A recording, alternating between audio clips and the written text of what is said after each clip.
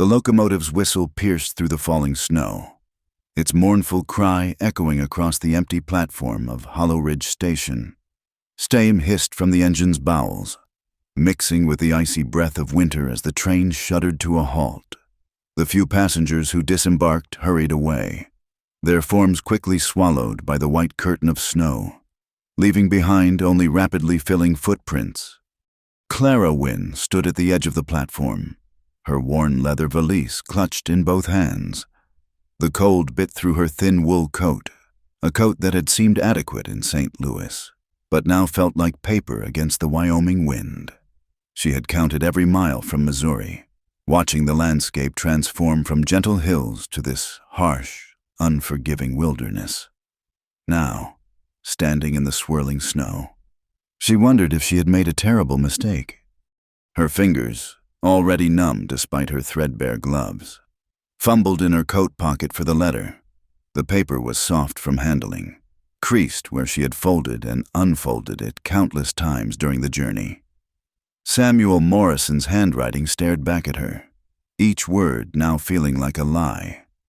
My dearest Clara, Hollow Ridge may seem rough, but I have built us a fine home. Come as soon as you can. I will be waiting at the station with the wagon.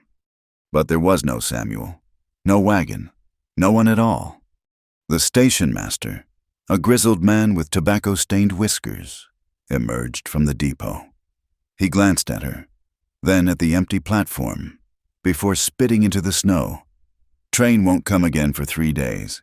Miss, best find yourself someplace warm. Clara opened her mouth to ask about Samuel Morrison, but pride sealed her lips. She had already been the subject of too much pity back home, poor Clara, abandoned by her first beau after her illness, now chasing after a mail-order arrangement with a man she'd never met.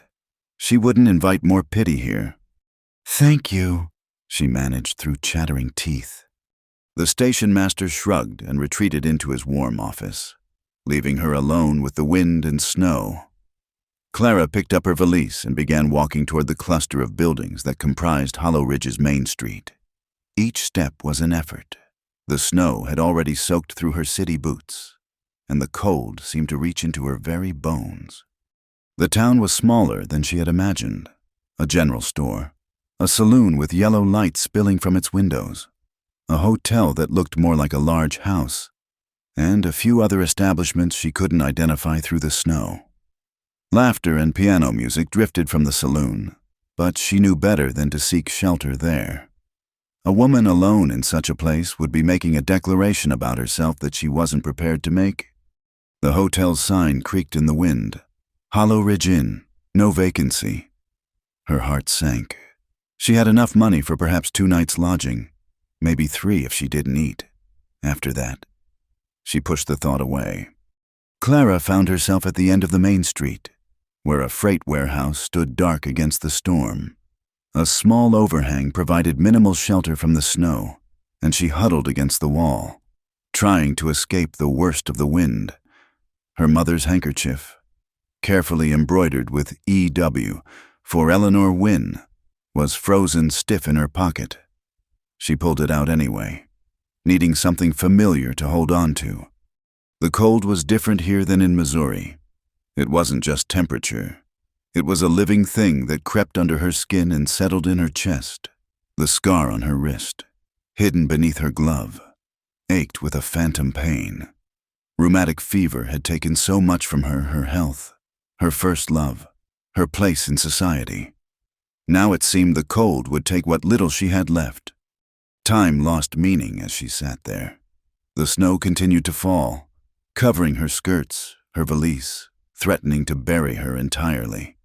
She thought of her mother, dead these 3 years, of her father, who had remarried quickly to a woman who made it clear that Clara was a burden, of James, who had courted her before her illness, who had held her hand and promised forever until he saw the weakness in her, the scars that marked her as damaged, and Samuel Morrison, who had seemed like salvation.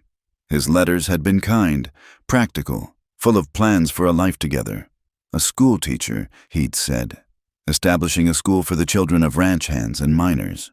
He needed a wife who could read and write, Who could help with the teaching? Clara had those skills, even if she had little else to offer. But now Samuel was just another ghost, another promise broken. The shivering had become violent, her whole body convulsing with cold. She knew she should get up, should try again to find shelter, but her limbs felt disconnected from her will. The snow was almost peaceful now, like a blanket. Her mother used to tuck her in with such care when she was ill, smoothing the covers just so. "Ma'am." The voice came from far away, or perhaps very close. Clara couldn't tell anymore. She tried to focus, but her eyelids were so heavy. "Jesus Christ!" Footsteps crunched in the snow, rapid and purposeful. Then hands large, warm even through gloves, were lifting her chin. She caught a glimpse of a face shadowed by a wide-brimmed hat, eyes that looked gray in the dim light. "Can you hear me, ma'am?" Clara tried to nod, but only managed to shift slightly.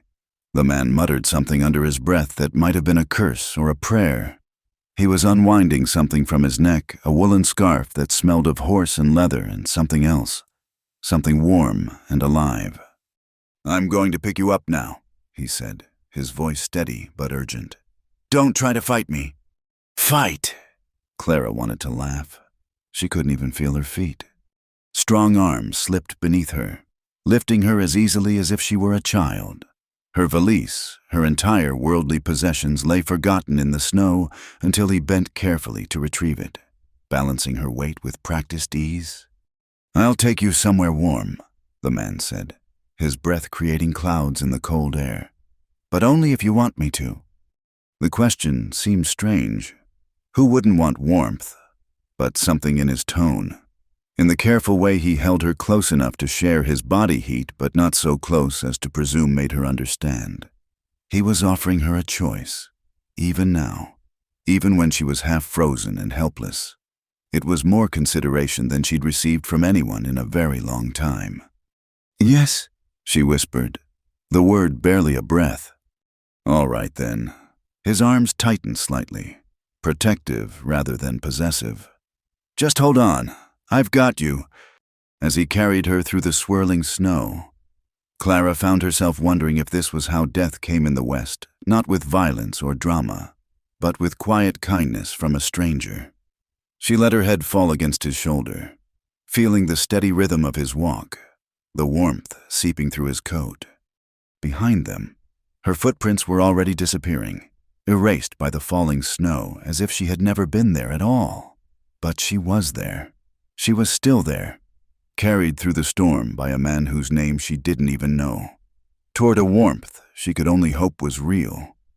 The last thing she remembered was the sound of his voice, low and reassuring, saying something about Mrs. Dean and soup and a good fire. Then the darkness was complete, but it was a different darkness than before, warm instead of cold, safe instead of threatening. For the first time since leaving Missouri, Clara Wynne stopped shivering.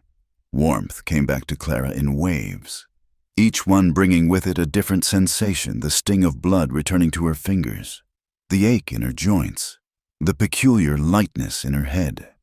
She became aware of voices, low and urgent, somewhere above her, and found her by the warehouse, nearly frozen solid. "Lord have mercy. In this weather, she's lucky you came along. Beau." Clara's eyes fluttered open. She was lying on something soft, a settee. She realized, in a room that glowed with firelight. A woman's face came into focus, lined and weathered but kind, gray hair pulled back in a practical bun. "There now," the woman said, her voice gentle. "Don't try to sit up just yet. You've had quite a time of it." Beyond the woman, Clara could see the man who had carried her. He stood by the fireplace, hat in hand, melting snow dripping from his coat onto the braided rug, without the shadow of his hat brim. She could see him clearly for the first time. He was younger than his voice had suggested, perhaps 30, with dark hair that needed cutting and a face that looked carved from the same granite as the mountains she'd seen from the train. His eyes were indeed gray, the color of winter sky before a storm. "Ma'am," he said, noticing she was awake. "How are you feeling?" Clara tried to speak but only managed to croak. The woman, Mrs. Dean, she remembered, now helped her sit up and pressed a cup of something warm into her hands. "Tea with honey, Mrs. Dean explained. "Sip it slow now." The liquid burned her throat in the most wonderful way. Clara managed a few sips before finding her voice. "Thank you," she whispered, looking between her two saviors. I don't know what would have happened if—" "No need for that," the man interrupted gently. "You're safe now. That's what matters." "Mrs. Dean bustled about, removing Clara's wet boots with efficient movements. "These are soaked clear through. City boots, aren't they? Not made for Wyoming snow." There was no judgment in her tone, just observation. "Bo, fetch that quilt from the chest, would you, and stoke up that fire. We need to get her properly warm." Bo. So that was his name. It suited him somehow. Simple, direct, unpretentious. He moved to comply with Mrs. Dean's requests, his movements economical despite his size. Clara noticed how he handled the delicate quilt with surprising care, shaking it out before bringing it to Mrs. Dean. "Can you tell us your name, dear Mrs. Dean asked as she tucked the quilt around Clara. "Clara," she managed. "Clara Wynne." "And what brings you to Hollow Ridge in the middle of a blizzard, Miss Wynne?" Clara's fingers tightened on the teacup. The letter was probably still in her coat pocket, but she couldn't bring herself to mention it. I was supposed to meet someone at the station."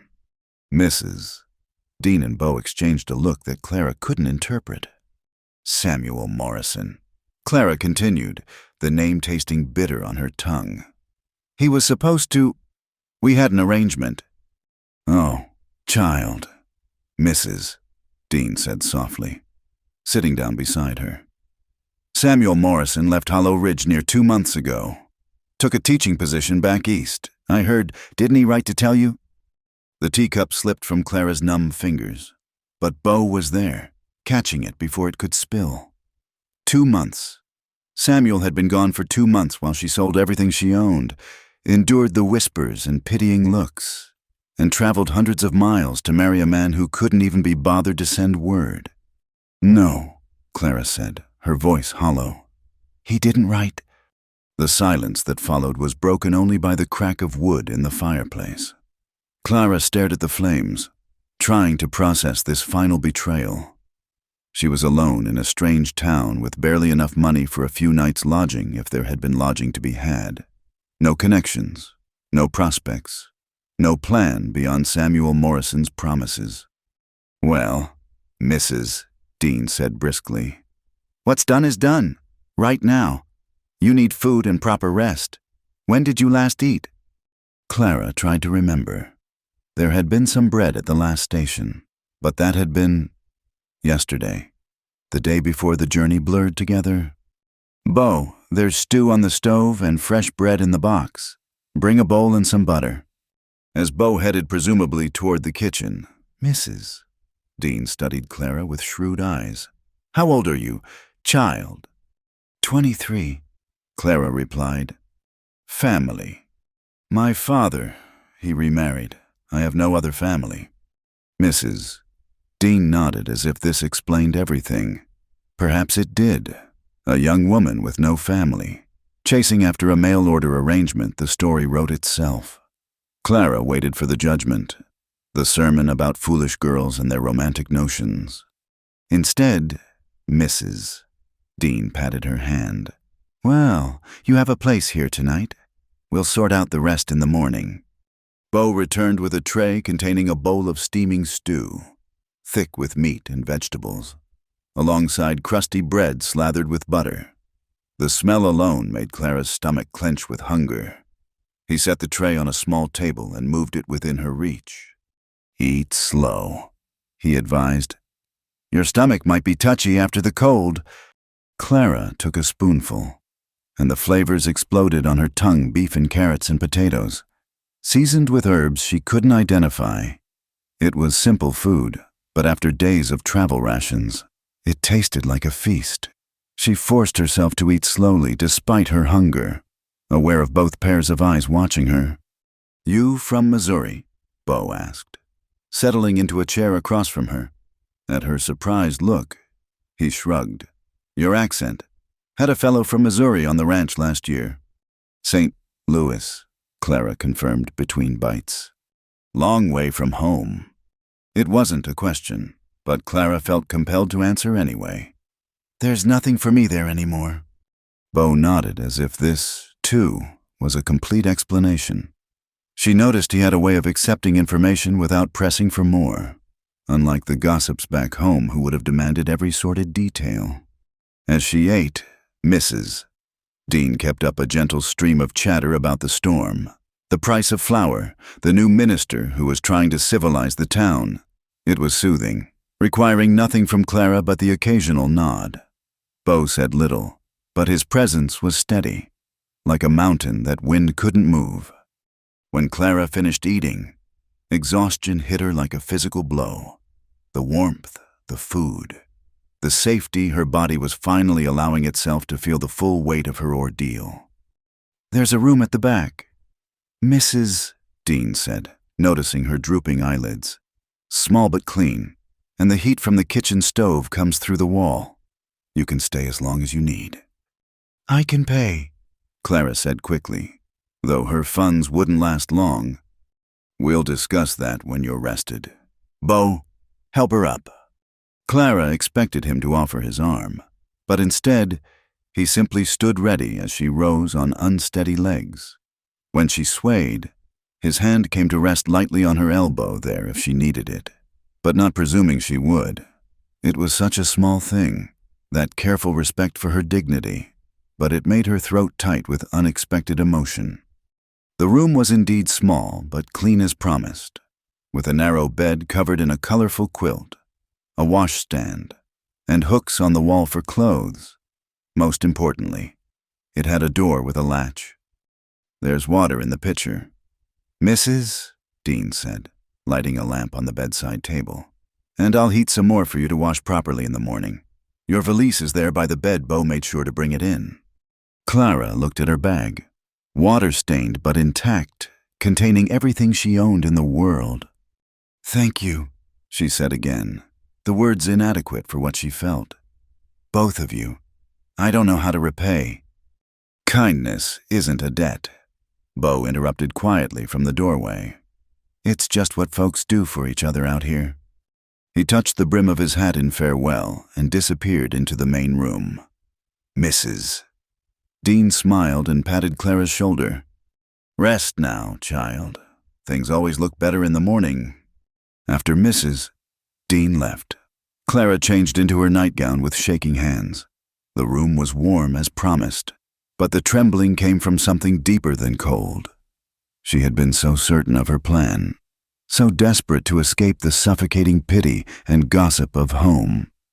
Now she was farther from home than she'd ever been, with no plan at all. But as she slipped between clean sheets that smelled of lavender and lye soap, Clara realized something. For the first time in months since the fever, since James's rejection, since her father's remarriage, she had been treated simply as a person in need, not as an object of pity or shame or burden. Bo and Mrs. Dean had asked no prying questions, offered no sanctimonious advice. They had simply acted, providing what she needed most: warmth, food, shelter, and dignity. Through the thin wall, she could hear the low rumble of Bo's voice and Mrs. Dean's higher responses, not the words, just the rhythm of conversation. It was oddly comforting, knowing they were there, knowing she wasn't completely alone. Clara pulled the quilt up to her chin and closed her eyes. Tomorrow she would have to face the reality of her situation, make decisions about an uncertain future. But tonight she was warm and fed and safe, saved from the storm by the kindness of strangers. As sleep claimed her, her last coherent thought was of gray eyes in a weathered face, and hands that had carried her with such careful strength. Bo Callahan might have saved more than her life tonight. He might have saved her faith that there was still goodness to be found in the world. even at the harsh edge of civilization. The wind howled outside, but Clara Wynne slept peacefully, no longer shivering. Morning came with the smell of bacon and coffee, pulling Clara from the deepest sleep she'd had in months. For a moment, she lay still, disoriented by the unfamiliar ceiling and the blessed absence of train wheels clacking beneath her. Then memory flooded back the snow, the cold, strong arms lifting her, and gray eyes filled with concern. She dressed quickly in her other dress, the blue wool that was only slightly less worn than yesterday's brown one. Her hair, still damp from snow, had dried in wild curls that resisted her attempts to pin them properly. Finally, giving up, she secured it in a simple bun and made her way to the kitchen. "Mrs.?" Dean stood at the stove, wielding a spatula like a maestro's baton. The older woman turned at Clara's entrance, her face creasing into a warm smile. "There's color in your cheeks this morning. Good. Sit yourself down. Breakfast is nearly ready."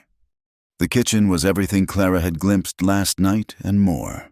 Copper pots hung from hooks, herbs dried in bundles from the rafters, and cheerful yellow curtains framed windows that looked out on a world transformed by snow. It was the kind of kitchen that spoke of permanence, of roots put down deep. "Did you sleep well, Mrs.?" Dean asked, sliding eggs onto a plate already loaded with bacon and fried potatoes.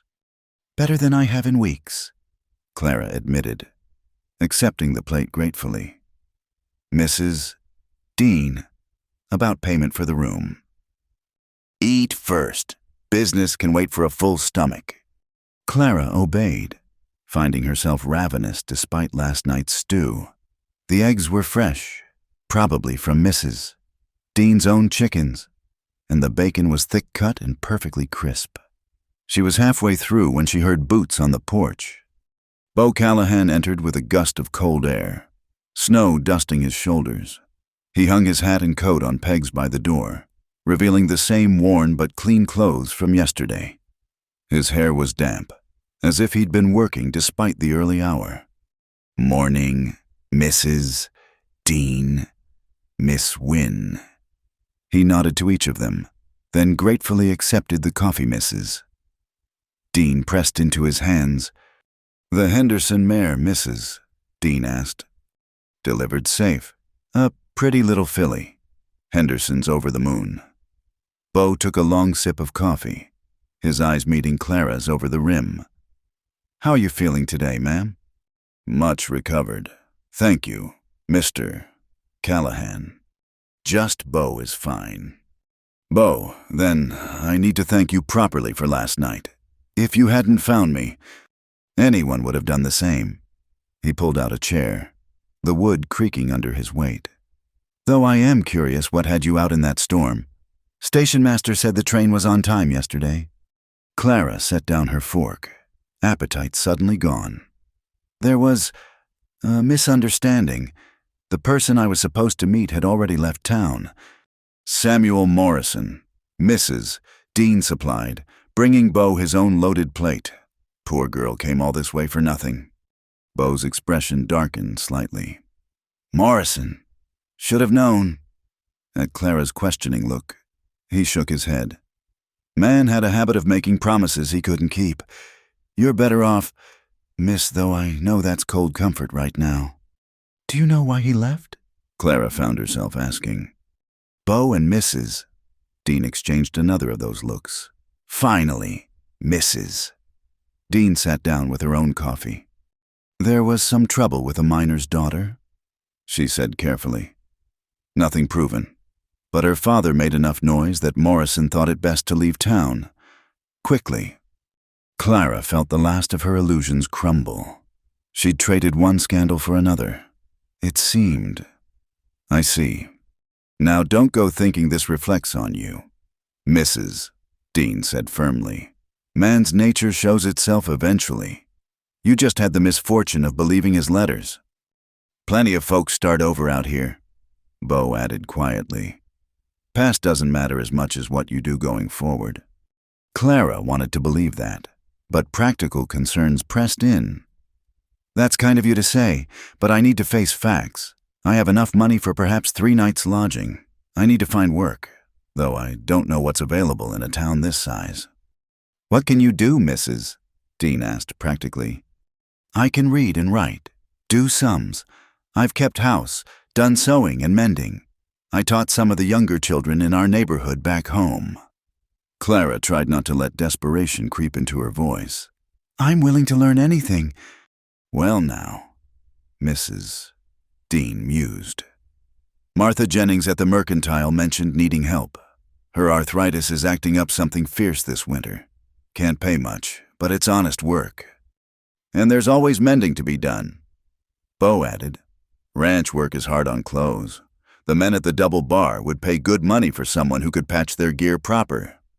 Hope, fragile as spring ice, began to form in Clara's chest. Do you think Mrs. Jennings would consider me without references? I'll put in a word, Mrs. Dean promised. Been knowing Martha for 15 years, she'll trust my judgment. They finished breakfast in companionable conversation. Mrs. Dean filling Clara in on the particulars of Hollow Ridge, who to trust, who to avoid, which ranches paid fair and which tried to cheat. Bo added occasional comments, his deep voice a counterpoint to Mrs. Dean's chatter. When the meal was done, Clara insisted on helping with dishes despite Mrs. Dean's protests. It felt good to be useful, to repay even a small portion of the kindness she'd received. Bo remained at the table, nursing his coffee and watching them work with those steady gray eyes. I should check on the horses, he said eventually, rising and reaching for his coat. Thank you for breakfast, Mrs. Dean. You know you're always welcome. Mrs. Dean replied, don't you stay away so long next time. 2 weeks is too long between visits. Bo ducked his head, almost shy. Yes, ma'am. He turned to Clara, touching his hat brim. Glad to see you looking better. Miss Wynne, if you need anything, well, Mrs. Dean knows where to find me. After he left, Clara helped Mrs. Dean tidy the kitchen, learning where everything belonged in the older woman's orderly domain. They worked in comfortable silence until Clara finally asked the question that had been nagging at her. Is Bo Mr. Callahan a relative of yours? Mrs. Dean chuckled. No, though he might as well be. Known him since he was just 18, fresh off his folks' farm after they passed. My late husband, God rest him, gave Bo his first job at our ranch. When I sold the place after Henry died, Bo made sure I got fair price. Helped me buy this house in town. She dried a plate with careful attention. He's a good man, quiet, keeps to himself mostly, but steady as they come. He doesn't live in town. Has a cabin up at the Double Bar Ranch. Prefers it out there with the cattle and horses. Says town makes him feel hemmed in. Mrs. Dean's eyes twinkled. Though he comes in regular enough to check on old ladies who fed him when he was a skinny youngster. Clara smiled at the image of Bo as a skinny youth, though looking at his broad shoulders now, it was hard to picture. A knock at the door interrupted her thoughts. Mrs. Dean went to answer it, returning with a woman who could only be Martha Jennings. She was thin and sharp-featured, with gray hair pulled back severely and fingers gnarled with arthritis. This the girl you mentioned, Mrs. Jennings asked without preamble, studying Clara with hawkish eyes. Clara Wynne, meet Martha Jennings. Mrs. Dean said, Clara, Martha runs the Mercantile with her husband Frank. Clara stood straight under the scrutiny, meeting the older woman's gaze directly. Pleased to meet you, Mrs. Jennings. Can you write a clear hand, do sums without mistakes? Yes, ma'am. Know anything about inventory dealing with suppliers? I can learn, Clara said honestly. I'm a quick study. Mrs. Jennings harumphed. What about difficult customers? We get all sorts drunk cowboys, miners thinking they've struck it rich, farm wives counting every penny. Can you keep your temper? Clara thought of the gossips back home, the cutting remarks she'd endured with a smile. Yes, ma'am, I can. Why should I hire a stranger? Could be you're running from trouble back east. It was a fair question, if bluntly put. Clara chose her words carefully. I came here to marry Samuel Morrison. That didn't work out as planned. Now I need honest work to support myself. I'm not running from the law or debts, just looking for a fresh start. Mrs. Jennings studied her for another long moment, then nodded decisively. $2 a week plus dinner on work days. Hours are 7 to 6, half-day Sundays. You steal, you're gone. You show up later drunk, you're gone. You can start Monday if those terms suit. Relief made Clara's knees weak. They suit very well. Thank you, Mrs. Jennings. Don't thank me yet. It's hard work, and Frank's particular about how things are done. But if you do well... She shrugged. We'll see. Good day. Helen, Miss Wynne. After she left, Clara sank into a chair. $2 a week, she breathed.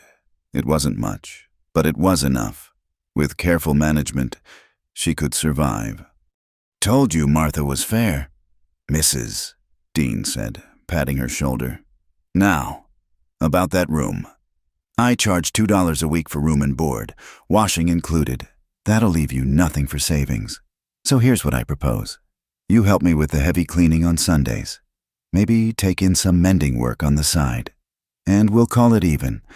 What do you say? Clara blinked back sudden tears. Why are you being so kind to me? Mrs. Dean's face softened. Child, I came west as a bride at 17. If not for the kindness of strangers, I'd never have survived that first year. This is hard country. We look after each other because nobody else will. A lump formed in Clara's throat. Then yes, I accept, gratefully. Good. Now, let's get you settled proper. That blue dress needs taking in. You've lost weight traveling. And we'll need to get you some proper boots before that snow melts into mud. They spent the afternoon adjusting Clara's meager wardrobe and discussing the particulars of life in Hollow Ridge. Mrs. Dean had a gift for storytelling, painting vivid pictures of the town's inhabitants and their various dramas. Clara found herself laughing for the first time in months at the tale of the minister's wife and the escaped pig. As evening approached, bringing with it the smell of baking bread, Clara sat by the fire mending one of her stockings. The fear that had driven her here was fading, replaced by something that felt dangerously like hope. She had work, a place to stay, and people who treated her with dignity.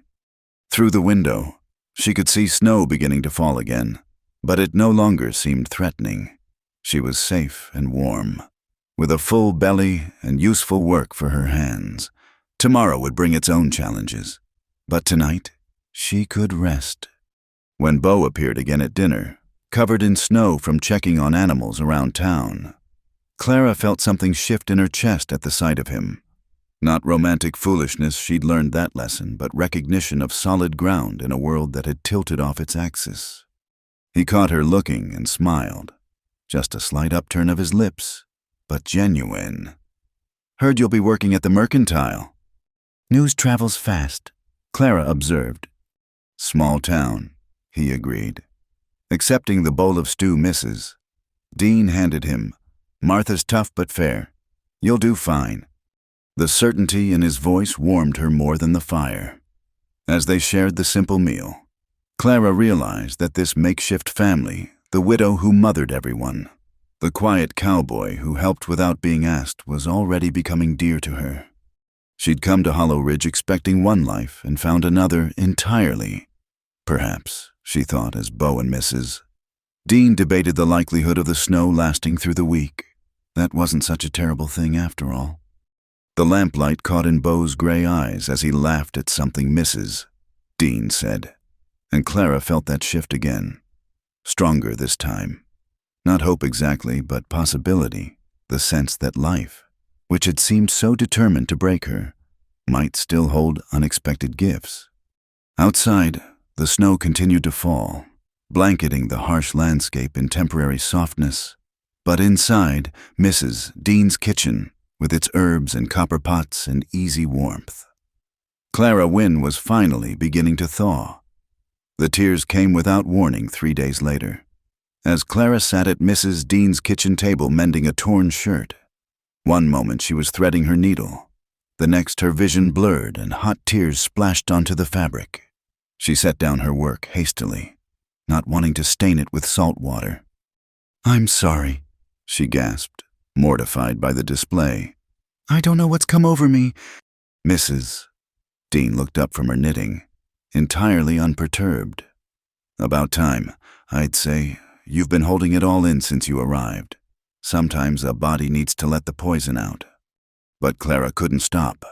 The tears became sobs that shook her whole frame. Months of humiliation and disappointment pouring out in an unstoppable flood. She cried for her mother, dead too young. For her father, who'd chosen his new wife's comfort over his daughter's welfare. For James, who'd held her hand through the worst of the fever only to recoil when he saw what it had left behind. For the foolish girl who'd believed Samuel Morrison's letters, who'd thought she could outrun shame by fleeing west. "Mrs." Dean said nothing, just rose and put the kettle on, moving about the kitchen with quiet purpose while Clara wept. When the storm of tears finally subsided, leaving Clara hollow and exhausted, a cup of hot tea appeared at her elbow along with a clean handkerchief. "Better, Mrs.?" Dean asked gently. Clara nodded, too drained to speak. She wiped her face and took a shaky sip of tea, tasting chamomile and honey. "First week in a new place is always the hardest." "Mrs." Dean continued, resuming her knitting. "Everything you've been running from has a way of catching up when you finally stop moving." "I've made such a mess of things," Clara whispered. "Everyone back home was right. I'm foolish and headstrong and brave enough to take a chance on a new life." "Mrs." Dean interrupted firmly. "That takes courage, child. More than most have." "Brave," Clara laughed bitterly. "I ran away." Sometimes running is the bravest thing you can do. Staying where you're not valued. Accepting less than you deserve, that's not courage. That's just slow death. They sat in companionable silence, the only sound the click of knitting needles and the occasional pop from the stove. Clara found herself studying her hands, noting the small scar on her left wrist that was usually hidden by her sleeve. Such a small mark to have cost her so much. "May I ask?" "Mrs." Dean said carefully. "About the illness you mentioned, the one that started all this." Clara's fingers moved unconsciously to her wrist. "Rheumatic fever. 2 winters ago. The doctor said I was lucky to survive, but..." She paused, searching for words that wouldn't sound like self-pity. "It left me weakened. My joints ache in the cold, and I tire more easily than before. There are scars." "Ah, Mrs." Dean's needles never paused. "And this James fellow couldn't handle that." "He tried," Clara said, surprising herself with the admission. "He visited during my recovery, brought flowers, said all the right things, but I could see it in his eyes, the disappointment. I wasn't the girl he'd courted anymore. I was something broken that needed tending. And James, he wanted a wife who could give him strong sons and keep up with his ambitions." "His loss, Mrs." Dean said simply. "My father agreed with him," Clara continued, the words spilling out now that the dam had broken. "Said I should be grateful James was willing to overlook my deficiencies. When I refused his proposal, Father was furious. Said I was being selfish, that I'd never get another offer." She laughed humorlessly. Then Samuel Morrison's advertisement appeared in the paper, and it seemed like divine providence. A schoolteacher in Wyoming territory, looking for an educated wife. Someone who valued my mind over my body. Instead, you got a scoundrel who couldn't even face you honest." "Mrs." Dean finished. "Yes." Clara took another sip of tea. "You must think me very naive. I think you're human. We all make mistakes when we're desperate for something better." "Mrs." Dean set down her knitting and fixed Clara with a steady gaze. "But here's what matters now. What are you going to do next?"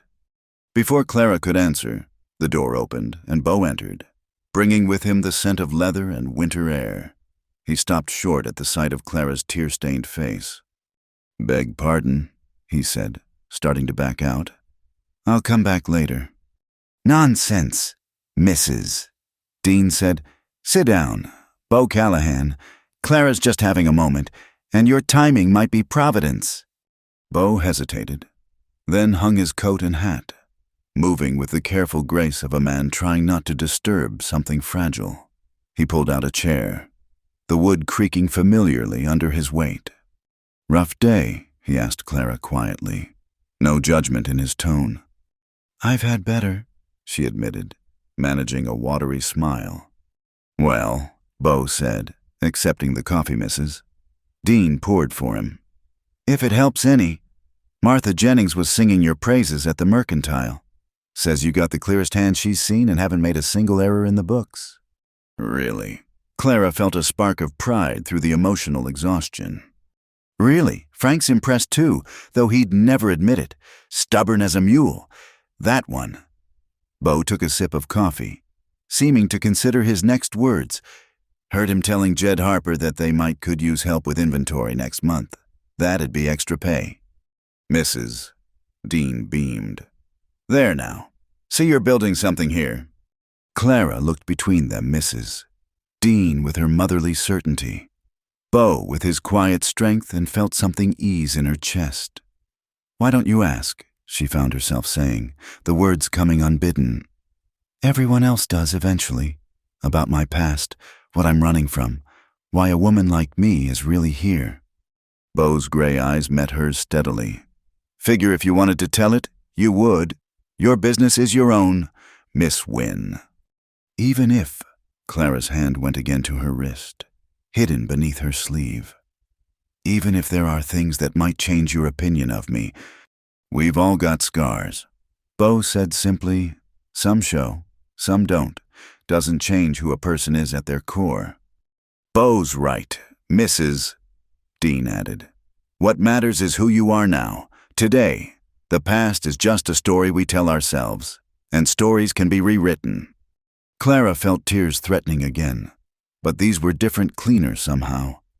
"I don't know how to thank you both, for just—" She struggled for words. "For treating you like a person?" Bo suggested gently. "That's not something needs thanking. That's just basic decency. You'd be surprised how rare that can be." Clara murmured. "Not out here," Bo said with quiet conviction. "Out here, we judge folks by their actions, not their history. You work hard, treat people fair, keep your word, that's all that matters." They sat in comfortable silence for a moment, the kitchen warm and safe around them. Finally, Bo cleared his throat. "Actually, I did have a purpose in coming by, beyond Mrs. Dean's fine coffee." He pulled a folded paper from his shirt pocket. "Got a proposition, if you're interested." Clara took the paper, recognizing it as a handbill. "What is it?" "Ranch work," Bo explained. "Not for you for the sewing you mentioned. The boys at the Double Bar go through clothes something fierce. We've been sending mending to town, but it's expensive and takes too long. Thought maybe you'd be interested in taking on some of the work. Ranch would pay fair 50 cents per bundle, maybe 2 bundles a week." Clara calculated quickly. $4 extra per month, enough to start saving. Maybe even send some money home to prove she hadn't failed entirely. "I'd be very interested." "Good." Bo smiled. That small upturn of lips that transformed his serious face. "I'll bring the first bundle by Sunday, if that suits." "It suits very well." "Mrs." Dean clapped her hands. "There now. You see, not 3 days working and already you're building a reputation. Give it a month and you'll have more work than you can handle." Bo finished his coffee and rose. "I should get back. Just wanted to make the offer in person." He paused at the door, looking back at Clara. "For what it's worth, Miss Wynne, I think you're plenty brave. Not many would start over like you're doing. Takes real courage to keep going when everything's fell apart." After he left, Clara sat staring at the handbill, emotions too tangled to name filling her chest. "Mrs." Dean resumed her knitting, humming softly. "He's sweet on you," the older woman observed casually. "What?" Clara looked up, startled. "No, he's just being kind." "Child, I've known Bo Callahan near 10 years. Never seen him go out of his way for anyone like he is for you. That man would walk through fire if he thought someone needed help, but this—" She gestured with her knitting needle. "This is different." "I'm not looking for—" Clara began. "I know. Mrs." Dean interrupted gently. "And so does he. That's why he's being so careful. Bo's not the type to push where he's not wanted, but don't mistake his quietness for lack of feeling." Clara folded the handbill carefully, unsure how to respond. The thought of anyone being interested in her scarred, rejected Clara who'd chased after a stranger's promise seemed impossible. Yet she remembered the careful way Bo had carried her that first night, the steady presence of him, the way he looked at her as if her past was truly irrelevant. "I don't even know who I am anymore," she admitted quietly. "How can I think about anything like that when I'm still figuring out who Clara Wynne even is?" "Fair enough, Mrs." Dean agreed. "Just don't close doors before you see what's behind them. Now, help me start dinner. We're having pot roast, and I'll teach you my secret for keeping it tender." As Clara rose to help, she felt steadier than she had in months. The tears had washed something away, leaving space for new growth. She thought of Bo's words about judging people by their actions, not their history. Maybe that could apply to herself as well. Maybe Clara Wynne could be whoever she decided to be, not forever defined by fever and rejection and one terrible mistake in trusting the wrong man. The thought was terrifying. It was also, she realized as she tied on an apron and prepared to learn Mrs. Dean's secrets, oddly liberating. Outside, snow began to fall again, but the kitchen remained warm and bright, filled with the comfortable sounds of dinner preparation and quiet conversation. For the first time since leaving St. Louis, Clara found herself looking forward instead of back, wondering what tomorrow might bring instead of mourning what yesterday had taken. It was, she thought, a beginning. 2 weeks into her new life, Clara experienced her first night of true terror since arriving in Hollow Ridge. She woke to darkness so complete it felt like drowning, her nightgown soaked with cold sweat, heart hammering against her ribs. The dream, no. The memory still clung to her like cobwebs. She'd been back in the sick room in St. Louis, burning with fever while James held her hand. But in the dream, his face kept changing into Samuel Morrison's, then into her father's, all of them looking at her with the same expression of disgust and disappointment. Clara fumbled for matches, her hands shaking so badly it took 3 tries to light the lamp. The golden glow pushed back the darkness, but not the fear. Her wrist ached where the old scars lay hidden, phantom pain from tissue that had healed months ago. The small room that had felt so safe now seemed to press in on her. Clara wrapped her shawl around her shoulders and quietly unlatched the door, needing space, needing air, needing something she couldn't name. The kitchen was dark, save for the banked embers in the stove.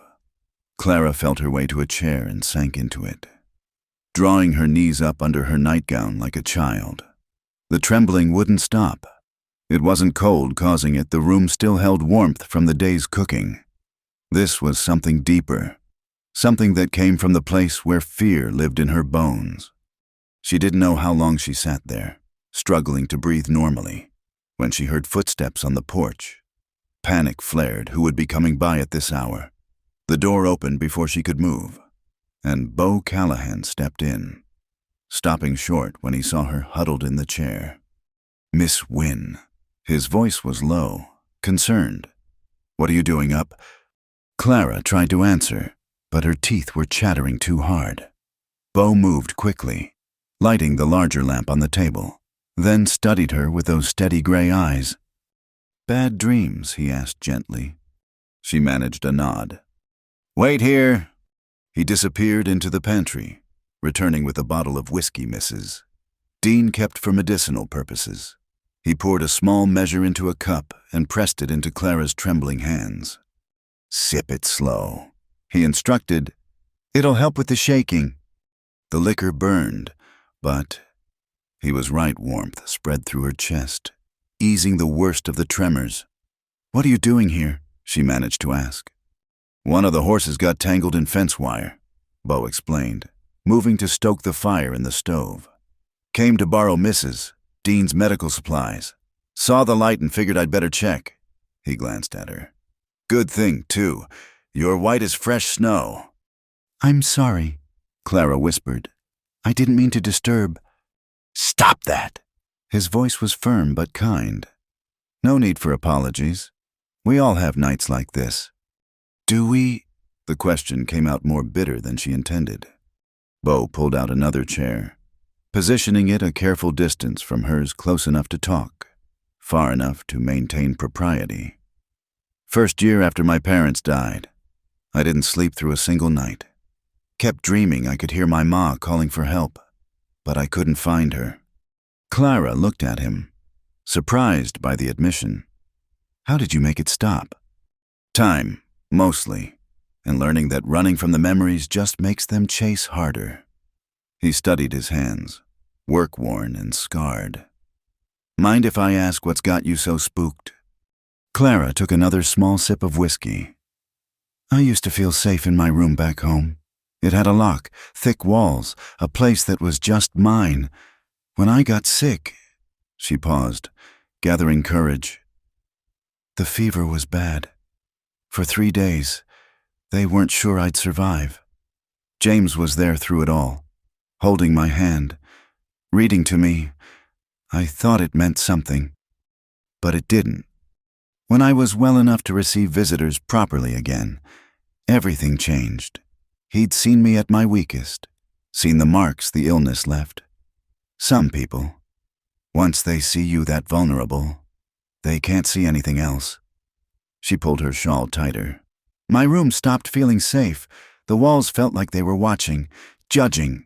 I started sleeping in the parlor, on the settee. Father was furious. Bo nodded slowly. So, when you wake up in a closed room now, I can't breathe, Clara finished.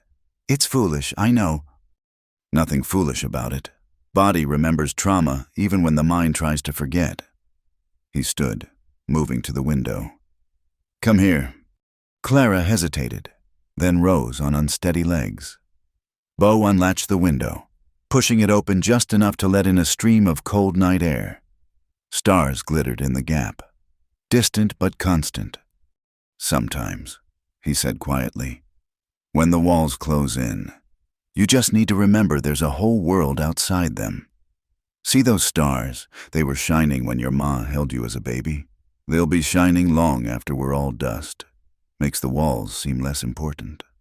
Clara breathed in the cold air, feeling her lungs expand fully for the first time since waking. My mother used to say the stars were God's promises, written where we couldn't lose them. Smart woman. Bo's voice was warm. What was she like? Kind, patient. She had the most beautiful singing voice. Clara found herself smiling despite everything. She tried to teach me, but I inherited my father's tin ear. She said it didn't matter, that love made up for missed notes. She sounds wonderful. She was. I miss her every day. Clara turned from the window, finding Bo watching her with an expression she couldn't quite read. I'm keeping you from tending that horse. Horse can wait a few more minutes. The bleeding stopped, just needs cleaning and wrapping. He moved back to his chair. If you want to talk more, I'm listening. If you want quiet, that's fine too. Clara returned to her seat, surprised to find the trembling had stopped. Why are you so kind to me? The question seemed to catch him off guard. Why wouldn't I be? Most people aren't, not without wanting something in return. Bo was quiet for a long moment.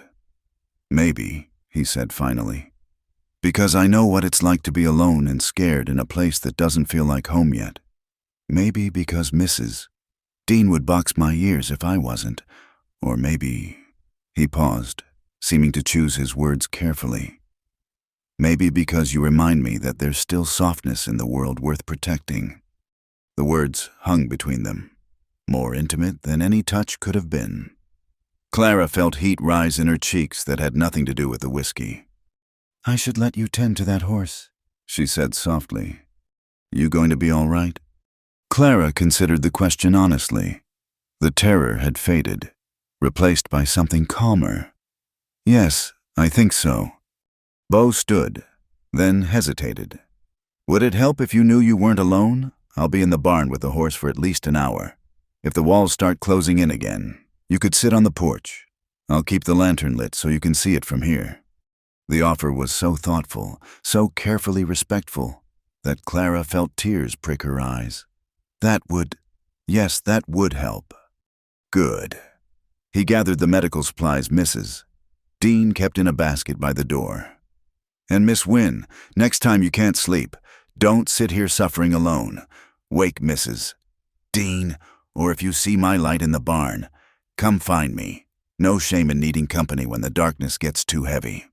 After he left, Clara remained in the kitchen, watching through the window as a lantern bobbed its way toward the barn.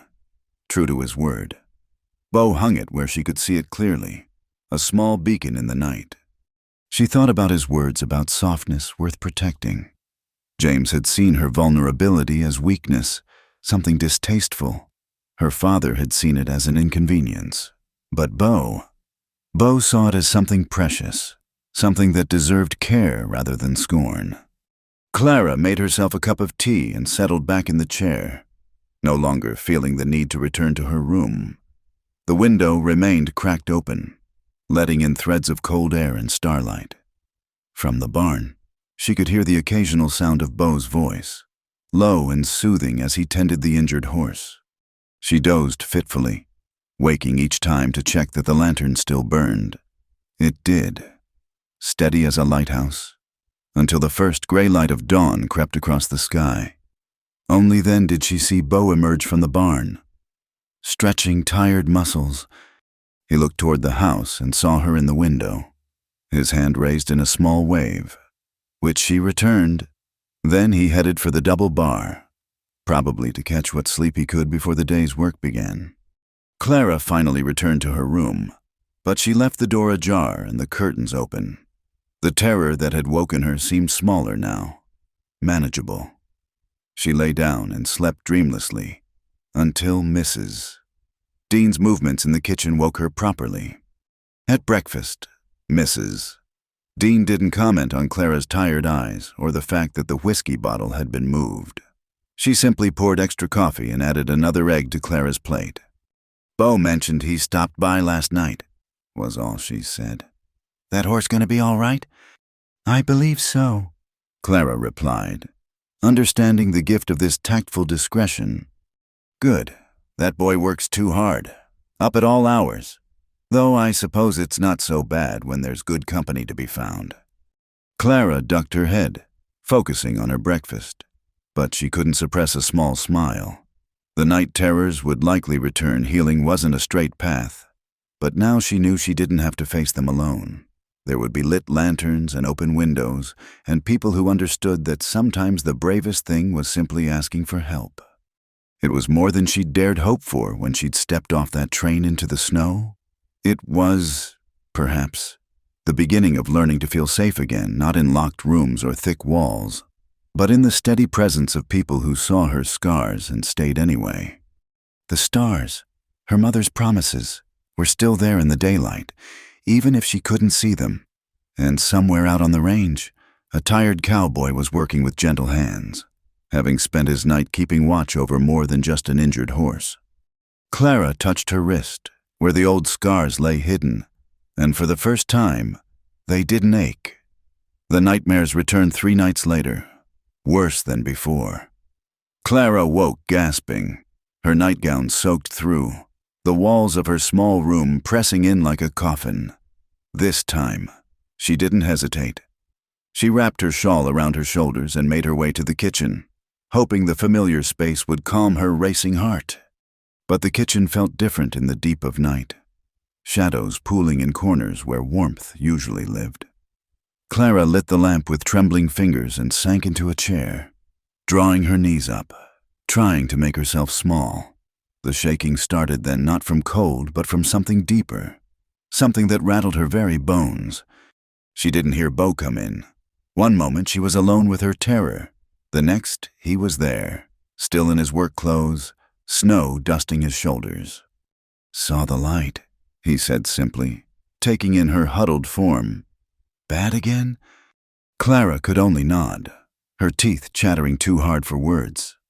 This time, Bo didn't go for the whiskey. Instead, he built up the fire in the stove, then pulled his chair closer than propriety strictly allowed, but still maintaining a careful distance. "Tell me about the dream," he said quietly. "I can't," Clara's voice broke. "Try. Sometimes speaking fear aloud takes away its power." Clara forced herself to breathe slowly. "I was back in the sick room, but this time, everyone was there, James. My father, Samuel Morrison, people from church. They were all staring at me, at the marks the fever left, saying I was ruined, saying I should be grateful anyone would even look at me." Her voice dropped to a whisper. "In the dream, I believed them." Bo was quiet for a long moment. Then, moving slowly as if approaching a spooked horse, he extended his hand, palm up on the table between them. "Would it help to have something to hold on to? You don't have to, just offering." Clara stared at his hand, work-worn, steady, patient. After a long hesitation, she placed her fingers against his palm. His hand was warm, calloused, real in a way that pushed back against the lingering nightmare. "There," he said softly. "Feel that that's real. I'm real. This kitchen is real. Those voices in your dream, they're just echoes of people who didn't deserve you." "How can you say that?" Clara asked, tears starting to fall. "You don't even know me." "I know enough." His fingers curled slightly, not grasping, just cradling. "I know you came here with nothing but hope and a promise that turned false. I know you get up every day and work hard at the mercantile. I know you mend clothes until your fingers ache and never complain. I know you help Mrs. Dean even when you're tired. That tells me plenty about who you are." "But I'm—" Clara's free hand moved to her wrist where the scars hid. "You're what human carrying marks from a battle you survived." Bo's gray eyes held hers. "Clara, you fought death and won. How does that make you anything but strong?" The use of her first name, spoken so gently, broke something in her. The tears came harder now, but Bo just held her hand, his thumb moving in small, soothing circles against her palm. "I'm sorry," she gasped between sobs. "Nothing to be sorry for. Cry all you need. I'll be here." And he sat with her while she wept out months of pain and rejection, never pulling away, never asking for more than she could give. When the tears finally stopped, leaving her emptied and strangely peaceful, he squeezed her hand once and let go. "Better." "Yes." Clara wiped her face with her free hand. "Thank you. How about some warm milk? My ma used to make it for me when I couldn't sleep. Said it settled the mind." Clara watched as he moved around the kitchen with surprising familiarity, heating milk in a small pot, adding a touch of honey and what smelled like vanilla. It was such a domestic scene, this large, quiet man making her comfort food in the middle of the night, that it made her chest tight with an emotion she didn't dare name. "Here." He set the cup before her. "Careful, it's hot." The milk was perfect, sweet and warming. They sat in companionable silence while she drank, the kitchen growing cozy as the stove heated up. "Can I ask you something?" Clara ventured. "Course." "Why are you here? I mean, at this hour, don't you have to be up early for ranch work?"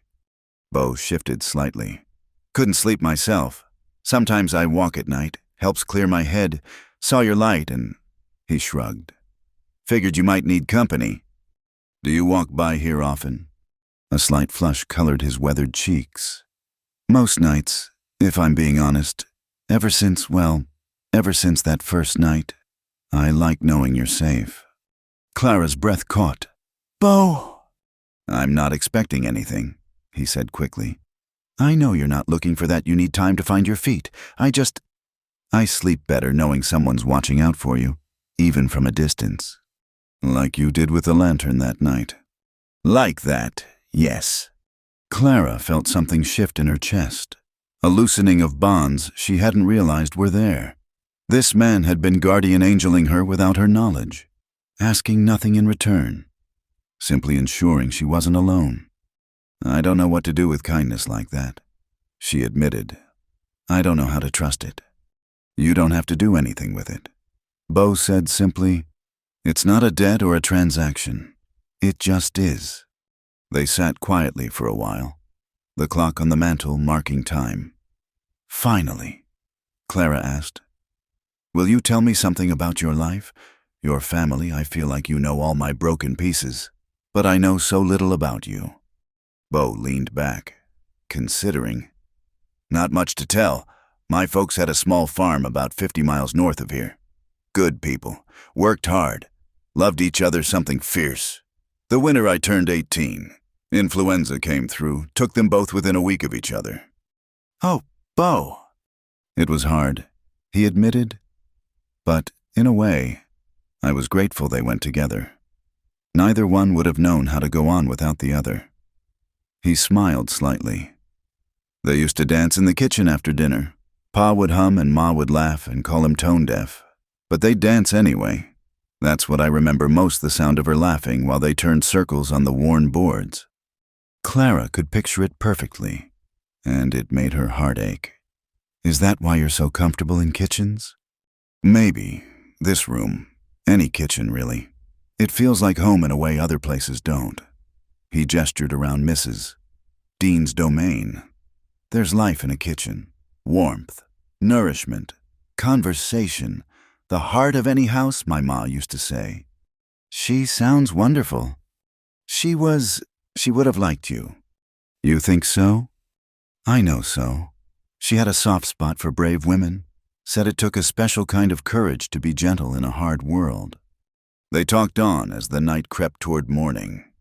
Bo told her about learning to ranch, about the first horse he'd trained, about the cabin he'd built with his own hands up at the double bar. Clara found herself sharing two happier memories of her mother, the books she loved, the dreams she'd had before illness changed everything. I wanted to be a teacher, she admitted. Like my mother, she taught me to read when I was barely 4, and I loved the magic of it, how marks on a page could transport you anywhere. Why didn't you pursue it? Father said there was no point educating me beyond what I'd need to catch a husband. Then, after the fever, she shrugged. Damaged goods don't get to have dreams. Says who? Bo's voice carried an edge of anger. Seems to me you're teaching just fine. Heard you've been helping the Murphy children with their letters when they come into the mercantile. Clara blushed. She hadn't thought anyone had noticed her impromptu lessons while their mother shopped. Maybe, Bo continued thoughtfully. Hollow Ridge could use a real teacher. The children here deserve better than the nothing they're getting now. But I'm not qualified. You can read, write, do sums. You're patient and kind. What else do children need? The idea was so foreign, so impossible, that Clara couldn't respond. Women like her didn't get to shape young minds. They were lucky to find work in shops. Luckier still if someone overlooked their flaws enough to marry them. Think about it, Bo said, standing as the first gray light appeared at the windows. This town might surprise you with what it's willing to accept. He moved toward the door, then paused. Clara, next time the walls close in, don't wait so long to seek help. I meant what I said. I'm usually walking anyway. Might as well walk where I'm useful. After he left, Clara remained at the table, watching dawn paint the sky in shades of rose and gold. Her hand still felt warm where he'd held it, and her heart felt lighter than it had in months. She thought about his parents dancing in their kitchen, about the kind of love that couldn't bear separation even in death. She thought about Bo walking the cold streets every night, just to ensure she was safe. She thought about the way he'd said her name, like it was something precious. Most of all, she thought about possibility. Maybe she could be more than Samuel Morrison's abandoned mail-order bride. Maybe she could be more than the fevered girl who'd lost everything. Maybe, in this rough frontier town with its unexpected kindnesses, she could become whoever she chose to be. The kitchen filled with morning light, chasing away the last shadows of night. Soon, Mrs. Dean would bustle in to start breakfast. The day would begin with all its usual rhythms. But for now, Clara sat in the quiet warmth, holding onto the memory of a gentle hand in the darkness and the radical thought that she might still be worth protecting, worth caring for, worth more than she'd ever dared believe. When she finally rose to start the coffee, she was no longer shaking. Spring arrived slowly in Hollow Ridge, first as a softening in the air, then as patches of brown earth showing through the snow. Clara had been in town nearly 2 months, and the rhythms of her new life had settled into something that felt almost like belonging. The mercantile work suited her. The mending brought extra income. And Mrs. Dean's house had become a true home. But change, Clara had learned, came whether you were ready or not. She was walking back from delivering a bundle of mended clothes when she heard the whispers starting. 2 women outside the church, heads bent together, glancing her way with expressions she recognized all too well. By the time she reached the mercantile for her afternoon shift, the whole town seemed to be buzzing. "Is it true?" Martha Jennings asked the moment Clara entered. "About you and Beau Callahan." Clara's stomach dropped. "Is what true?" "That he's been visiting you at night, alone." Martha's tone was carefully neutral, but her eyes were sharp. "He's stopped by when he's seen me awake." Clara said carefully, "Mrs. Dean knows. There's been nothing improper." "I'm not saying there has been," Martha interrupted. "But others are talking. You know how it is." Clara did know. A single woman, already under suspicion for arriving as a failed mail-order bride. Seen keeping company with a bachelor, the story wrote itself in the minds of those eager to judge. The afternoon passed in a blur of worried thoughts. Customers came in, some treating her normally, others with a new distance in their manner. She kept her head high and her hands steady as she measured out flour and counted change. But inside, she felt the familiar sickness of reputation crumbling. When her shift ended, Clara found Mrs. Dean waiting outside, her face grim. "We need to talk," the older woman said. They walked home in silence. Once inside, Mrs. Dean poured tea and sat across from Clara with the expression of someone preparing for battle. "Reverend Morrison's wife paid me a visit," she began. "Seems several concerned citizens have noticed Beau's late-night visits. They're saying you're carrying on inappropriately." "We've done nothing wrong," Clara protested. "He's only ever been kind." "I know that. Anyone with eyes can see that boy treats you like spun glass." Mrs. Dean sighed. "But this is a small town. Clara, appearances matter, fair or not. So what am I supposed to do, tell Beau he can't come by anymore? Pretend he hasn't been the best friend I've found here?" "I'm not saying that, but you need to be prepared. This kind of talk can affect your position at the mercantile. You're welcome in town." Clara felt tears prick her eyes. "It's happening again, just like in St. Louis. No matter how far I run, I can't escape being the woman who isn't quite respectable enough." "Now, none of that," Mrs. Dean said firmly. "This isn't St. Louis, and you're not alone this time." A knock at the door interrupted them. Mrs. Dean answered it, returning with Beau at her heels. His face was thunderous, a rare show of emotion from the usually calm man. "I heard the talk," he said without preamble. "Clara, I'm sorry. I never meant for my presence to cause you trouble." "It's not your fault," Clara began, but he shook his head. "It is. I should have been more careful. Should have thought about how it would look." He took off his hat, running a hand through his hair in agitation. "I'll stay away if that's what you need. Your reputation." My reputation was ruined the day I stepped off that train as an abandoned bride. Clara interrupted, surprising herself with the vehemence in her voice. At least with you. I had a friend, someone who saw me as more than gossip fodder. You still have that, Bo said quietly. Always will. But I won't be the cause of more pain for you. They stood looking at each other across Mrs. Dean's kitchen, and Clara felt something crystallize in her chest. She was tired of running from whispers, tired of letting others define her worth, tired of sacrificing real connection for the appearance of propriety. No, she said firmly. I won't do this again. Both Mrs. Dean and Bo looked at her in surprise. In St. Louis, I let fear of gossip drive every decision. I gave up friendships, opportunities, even my own dreams because I was so afraid of what people would say. Clara stood straighter.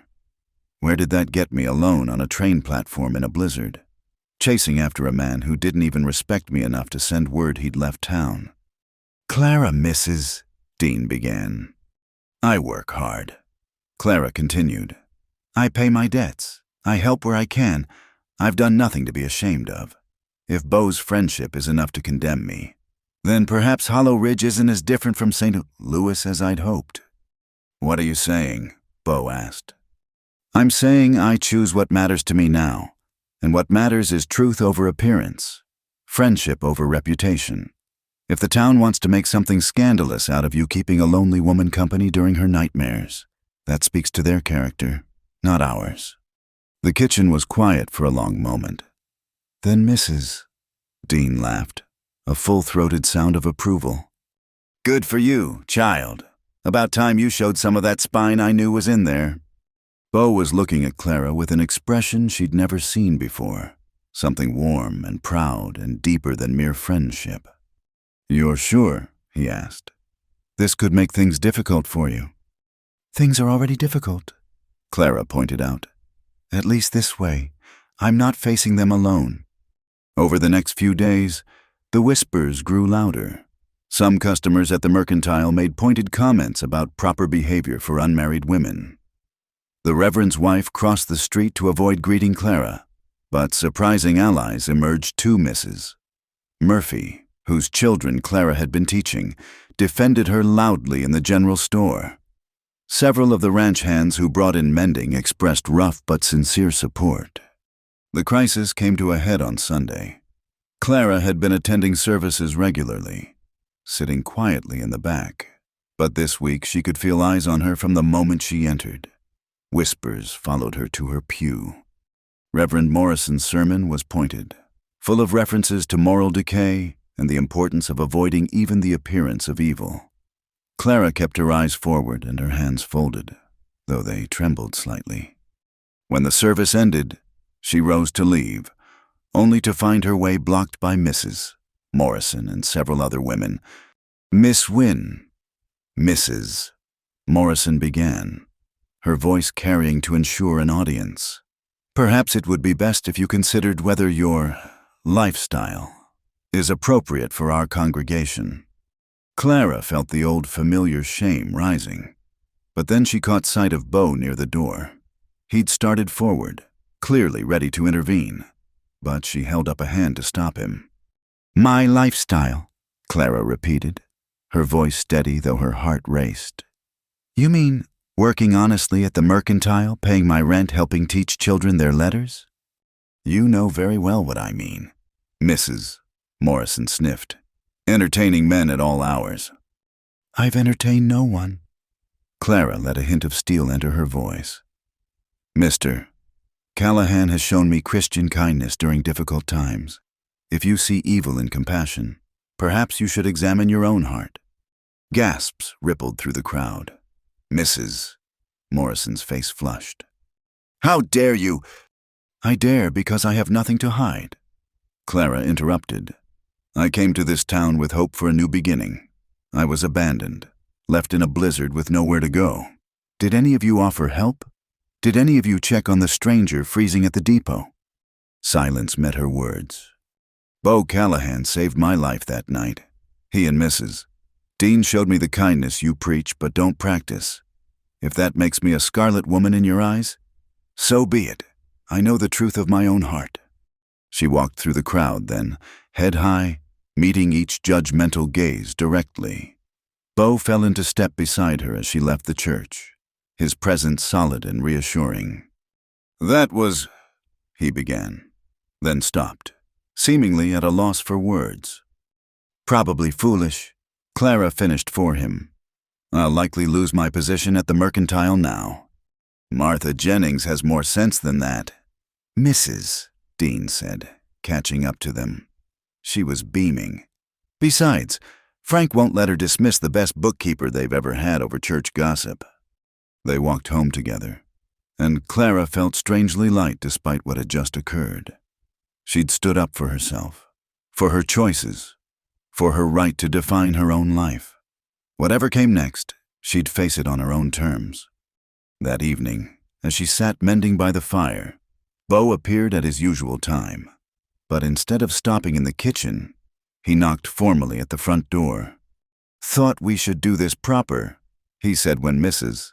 Dean answered. "Mrs. Dean, I'd like to call on Miss Wynne, with your permission as her landlady and friend." "Mrs." Dean's eyes twinkled. "Well now, that's more like it. Clara, you have a caller." And so began a new phase. Beau's visits became official, documented by Mrs. Dean's presence and the proper hours he kept. The gossips had less to work with when everything was above board, though some still whispered. But Clara found she cared less and less about the whispers. She'd discovered something more valuable than reputation, the freedom that came from living authentically, from choosing connection over convention, from believing she deserved kindness regardless of her past. Let them talk, she thought as she and Beau sat properly apart in Mrs. Dean's parlor, discussing everything from cattle prices to poetry. She'd already survived fever, heartbreak, abandonment, and a Wyoming blizzard. Church gossip seemed rather trivial in comparison. The coldest week of winter returned with a vengeance in late March, catching everyone by surprise. The tender green shoots that had begun to emerge were buried under fresh snow, and the temperature plummeted until even the old-timers were shaking their heads at the unseasonable freeze. Clara had been feeling poorly for days, a scratchy throat and persistent ache in her joints that she'd attributed to the long hours at the Mercantile. But on Thursday morning, she woke to find her nightgown soaked with sweat and her body racked with chills that felt terrifyingly familiar. "Just a cold," she told herself, forcing her shaking limbs out of bed. "Nothing more." But by the time she'd dressed, she could barely stand. The room spun sickeningly, and her legs gave out, sending her to her knees beside the bed. "Clara, Mrs." Dean's voice came through the door. "Breakfast is ready." I'm coming," Clara managed, though her teeth were chattering so hard the words were barely intelligible. The door opened, and Mrs. Dean took one look at her before rushing forward. "Lord have mercy, child, you're burning up." "No," Clara protested weakly as Mrs. Dean helped her back into bed. "I have to work. Martha needs me for inventory." "Martha can manage without you. You're not going anywhere." Mrs. Dean's cool hand on Clara's forehead made her whimper. "That's quite a fever. I'm sending for Dr. Holcomb." "Please don't. I can't afford." "Hush. We'll sort that out later." Clara drifted in and out of consciousness as Mrs. Dean bustled about, bringing cool cloths and water she could barely swallow. Time became elastic, stretching and contracting. One moment sunlight was streaming through the window. The next, it was dark, and she couldn't remember the transition. The fever dreams came in waves. She was back in St. Louis, in the sick room that smelled of carbolic and despair. James was there, but his face kept shifting into her father's, both of them shaking their heads in disgust. "Weak," they said in unison. "Always so weak." "No," she mumbled, thrashing against the blankets. I'm stronger now." "Easy, easy." A deep voice, not James or her father. Cool hands steadying her. "You're safe. Clara, I've got you." Beau. When had Beau arrived? Clara forced her eyes open, finding his face swimming in and out of focus above her. His usually calm expression was tight with worry. "You came," she whispered. "Course I did. Soon as Mrs. Dean sent word." He wrung out a cloth and placed it on her forehead. The coolness was blessed relief. "Doc Holcomb's on his way. You're going to be fine." "It's happening again." Tears leaked from the corners of her eyes. "Just like before. The fever." "This isn't like before," Beau said firmly. "You're not alone this time. We're not going to let anything happen to you." Clara wanted to believe him, but her body remembered the last fever too well. The weeks of delirium, the slow recovery, the weakness that lingered. Most of all, she remembered the look in James's eyes when he saw what the illness had taken from her. "Don't look at me," she pleaded, turning her face away. "Not like this." "Clara," Beau's voice was infinitely gentle. "There's nothing you could do or be that would make me turn away. Nothing." Dr. Holcomb arrived, a gruff man with competent hands who examined Clara thoroughly while Beau waited in the kitchen. She heard low voices conferring, caught fragments. "Seen this going around. Not as severe as rheumatic fever. Needs rest and careful nursing." The next days blurred together. Clara was aware of Mrs. Dean spooning broth between her lips, of cool cloths being changed regularly, of voices reading to her from what sounded like the Bible. Sometimes she surfaced enough to recognize Beau's deep voice telling stories about ranch life, his words painting pictures that gave her fevered mind something to hold on to besides fear. On what might have been the third day, she woke to find herself lucid for the first time since falling ill. Weak sunlight filtered through the curtains, and Beau was slumped in the chair beside her bed. Asleep. He looked exhausted, stubble darkening his jaw, his clothes wrinkled as if he'd been wearing them for days. Clara tried to speak, but only a croak emerged. Still, it was enough to wake him. His eyes flew open, immediately focusing on her face. "Clara, how are you feeling?" "Like I've been trampled by cattle," she managed. "But, clear-headed, the fever." "Broke last night." Relief transformed his tired features. "Doc said once it broke, you'd recover quick. Thank God." "Have you been here the whole time?"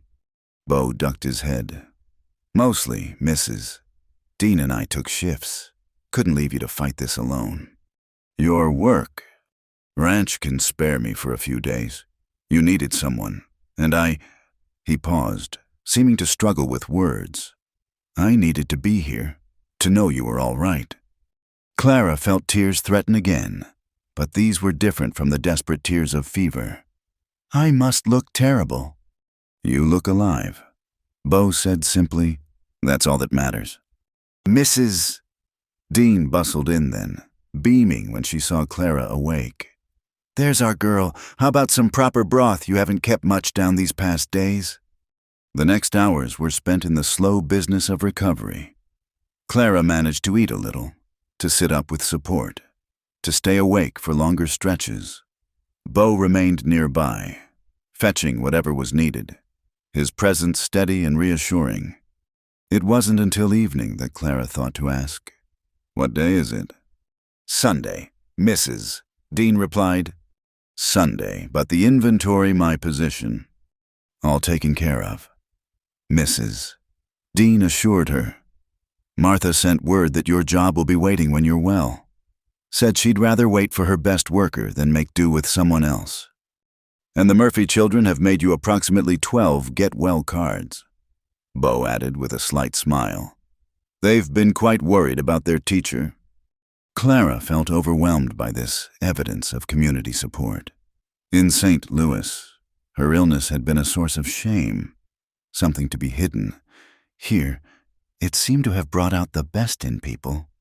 As night fell, Mrs. Dean prepared to retire, but Clara found herself anxious at the thought of being alone. "I'll stay," Beau said quietly. Reading her expression, "If that's all right, I can sleep in the chair. You must be exhausted, Clara protested. I've slept in worse places. Besides, his voice softened. I'm not quite ready to leave yet. Need to convince myself you're really on the mend. Clara knew she should insist he go home, rest properly, return to his duties. But selfishly, she wanted him there. The memory of fever dreams still clung to the edges of her consciousness, and his presence was an anchor to the real world. All right, she whispered. Stay. He settled back in the chair, pulling a blanket over himself. Sleep, Clara. I'll be here. Bo, she said into the darkness. During the fever, did I say anything embarrassing? She felt, rather than saw, his smile. You might have mentioned something about my eyes, how they're like winter sky before snow. Quite poetic, actually. Clara groaned, pulling the covers over her face. I'm never going to live that down, am I? Not likely, he agreed, and she could hear the warmth in his voice. But if it helps, I've thought the same about yours. Like honey and sunlight. The words hung between them in the dark. Too intimate for mere friendship, but too honest to take back. Clara lowered the blanket, though she couldn't see his face clearly in the darkness. This changes things, she said softly. Doesn't it? Only if we let it. Bo replied, You're still recovering, still finding your feet in Hollow Ridge. I'm not going anywhere. Clara, we've got time to figure out what this is. What if I don't get better? Not really. What if I'm always weak, always catching every illness that comes through? She heard him shift in the chair, his voice firm when he spoke. Then I'll be here for those times too. That's what caring for someone means, being there for the hard parts, not just the easy ones. James said that too, before. I'm not James. There was steel in his voice now. And you need to stop measuring every man by his failure. Some of us mean what we say. Clara felt the truth of that in her bones. Bo had proven himself in a dozen ways through late-night vigils, patient friendship. And now, through days of tireless caretaking, he'd seen her at her absolute worst, fevered and rambling. And he was still here. I'm scared, she admitted in barely a whisper. Of what? Of hoping again, of believing this could be real, of letting myself feel. She couldn't finish the sentence. Then don't, Bo said gently. Not yet. Just focus on getting well. The rest will keep. Clara closed her eyes, feeling exhaustion pull at her. But it was a clean tiredness now, not the bone-deep weariness of fever. Will you really stay? I'll stay. And he did. Through the long night, each time Clara woke, she saw his silhouette in the chair, keeping watch, when dawn came, painting the room in soft gold. She found him awake, watching her with those steady gray eyes. Morning, he said softly. How do you feel? Better, Clara realized with some surprise. Weak still, but better. Good. He stood, stretching stiff muscles. I should let you rest properly. Mrs. Dean will have breakfast ready soon. Bo, she called as he reached the door. He turned back. Thank you for everything, for not, she gestured helplessly, for not seeing me as damaged goods. His expression softened. Clara, you're not goods at all. You're a person, a wonderful, brave, stubborn person who's been through hard times and come out stronger. Anyone who can't see that is a fool. After he left, Clara lay in the morning quiet, feeling something she hadn't experienced in a very long time, protected, not by walls or locks or distance, but by the steady presence of people who saw her truly and stayed anyway. The fever had passed, leaving her wrung out but whole, and somewhere in the delirium and recovery, another fever had broken too, the fever of fear that had gripped her since St. Louis. She wasn't that scared, rejected girl anymore.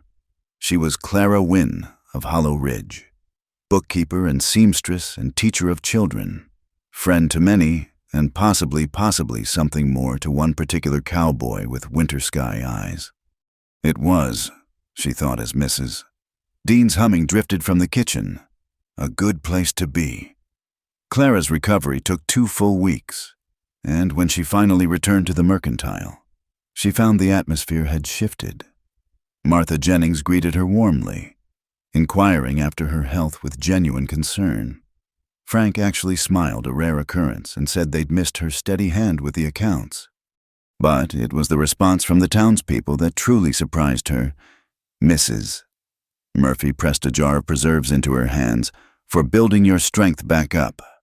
The blacksmith's wife offered a sympathetic smile and shared her own story of recovering from pneumonia. Even some who had whispered before now nodded respectfully. "Don't look so shocked," Martha said dryly, as Clara stood bewildered behind the counter. "Plenty of folks here know what it's like to be laid low by illness." You working yourself near to death trying to prove something made them think. Maybe they judged too hasty. Yet not everyone had softened. On her 3rd day back, Clara was arranging bolts of fabric when she heard a familiar voice that made her stomach tighten. "I see she's returned." Mrs.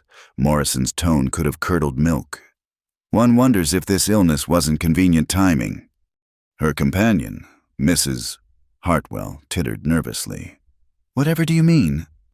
"Only that some people know how to use weakness to trap a man's sympathy." Poor Mr. Callahan, spending all that time at her bedside. So inappropriate. But what could he do? A gentleman can hardly abandon a woman claiming to be ill. Clara's hand stilled on the fabric. She forced herself to breathe slowly, to not react. "Though, I suppose," Mrs. Morrison continued, her voice carrying deliberately, "women of her sort must use whatever means they can. When you've already been rejected by one man for your deficiencies, you learn to be creative." The words hit Clara like physical blows.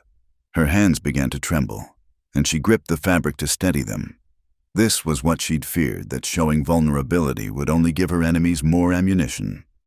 "That's quite enough." Clara's head snapped up.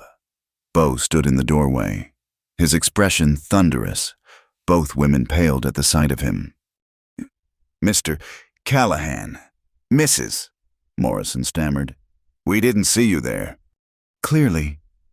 His voice was low, controlled, but Clara could hear the anger beneath. "I believe you owe Miss Wynne an apology."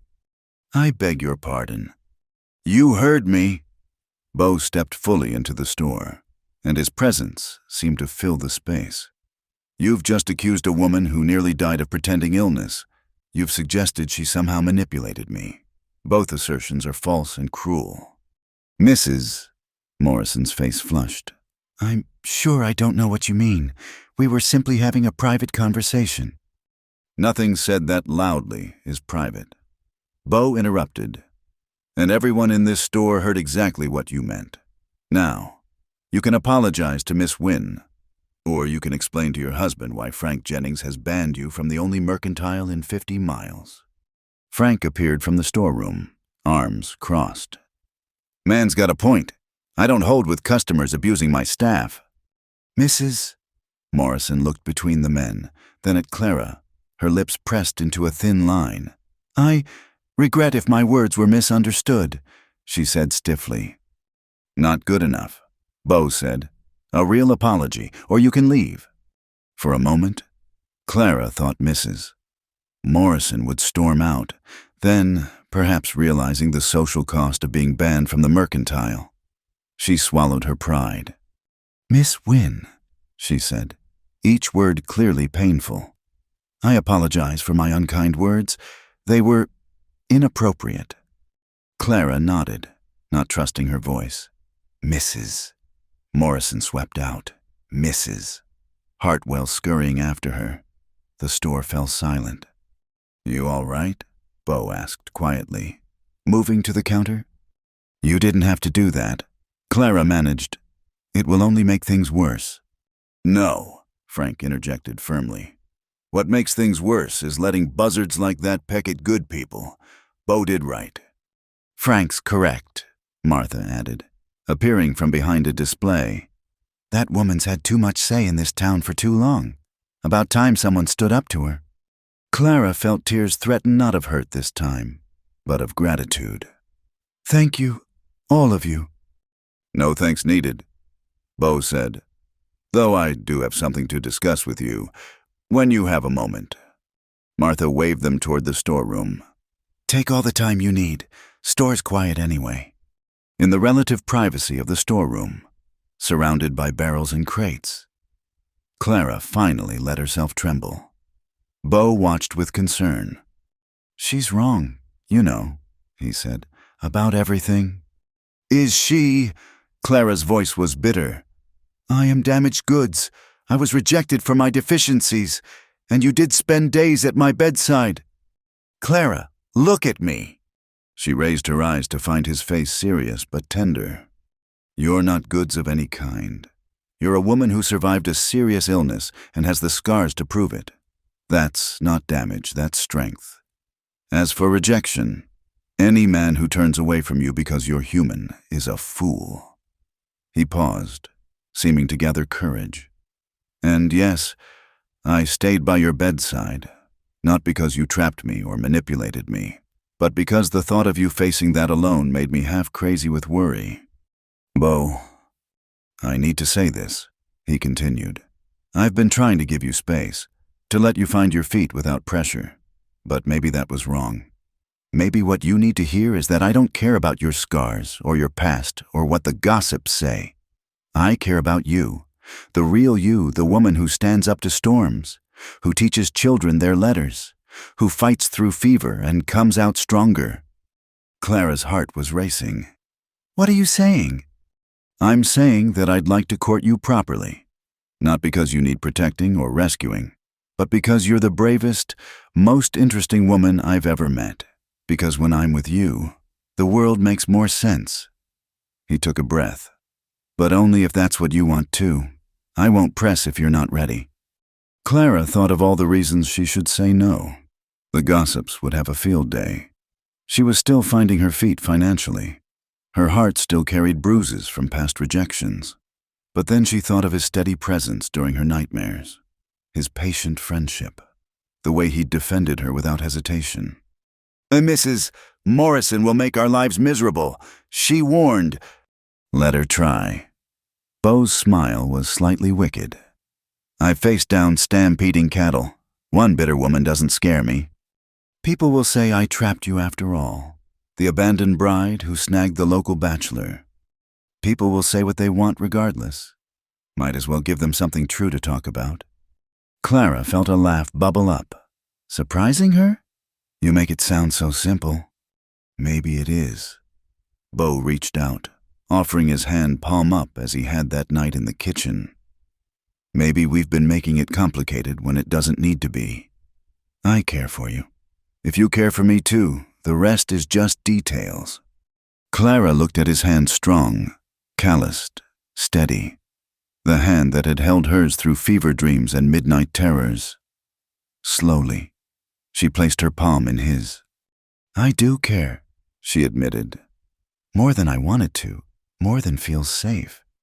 His fingers closed gently around hers. "Nothing worth having is ever completely safe. But I promise you this, I'll do my best to be worthy of your trust. And if the tongues wag, well, we'll face them together." "Together," Clara repeated, tasting the word. It felt foreign but not unpleasant. "So," Bo's eyes held hope and patience in equal measure. "Will you let me court you, Clara win properly, in daylight, where everyone can see I'm proud to be with you?" Clara thought of the girl who'd stepped off the train months ago, shivering and alone, certain her life was over. That girl could never have imagined standing here, being offered honest affection by a good man who'd seen her at her worst and still thought her worthy. "Yes," she said simply. "Yes, I'll let you court me." Bo's smile transformed his face, making him look years younger. He lifted her hand, pressing a gentle kiss to her knuckles, their first intentional touch of romance rather than comfort. "Thank you," he said softly. "You won't regret this." "I know," Clara replied. and found she meant it. They returned to the main store to find Martha beaming like a proud mother. "About time," she declared. "Frank, you owe me 50 cents. I told you it would happen before summer." "You were taking bets?" Clara asked, mortified. "Half the town was," Frank admitted with a rare grin. "Though most thought it would take until fall. You two are terrible at hiding feelings." Bo laughed, the sound rich and warm. "Apparently so, though I suppose that means we won't shock anyone with the news." "Shock, no," Martha agreed. "But there'll be plenty pleased to see it. You've got more friends than you know. Clara, good people recognize good people." As if to prove her point, the Murphy children burst through the door at that moment, faces lighting up when they saw Clara. "Miss Clara, you're back," little Emma Murphy exclaimed. "We made you more cards, but Mama said to wait." "She's back and she's staying," their mother said firmly, following them in. She looked between Clara and Bo, noting their clasped hands with approval. Some things are worth celebrating. The rest of the afternoon passed in a blur of customers, many offering congratulations with varying degrees of subtlety. Clara felt exposed, but not vulnerable. There was a difference. She was learning between being seen and being judged. When closing time came, Bo was waiting to walk her home. "Ready to face the gauntlet?" he asked, offering his arm. Clara took it, feeling the solid strength of him. "With you, I think I am." They walked down Main Street openly, her hand on his arm, his stride adjusted to match hers. Windows twitched as they passed, and Clara knew the gossip would fly. But for once, let them talk about something real, about two people choosing each other despite the odds, about courage and kindness and the slow bloom of love after heartbreak. Mrs. Morrison could say what she liked. Clara Wynne was no longer defined by others' opinions.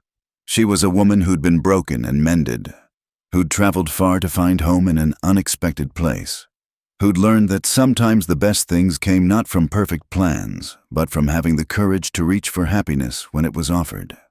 As they reached Mrs. Dean's house, where lamplight spilled golden from the windows and the promise of warm food and warmer welcome awaited, Clara squeezed Bo's arm. "No regrets?" he asked quietly. "None," she assured him. "For the first time in a very long time. Absolutely none." Summer had come to Hollow Ridge in full glory, painting the hills in shades of gold and green.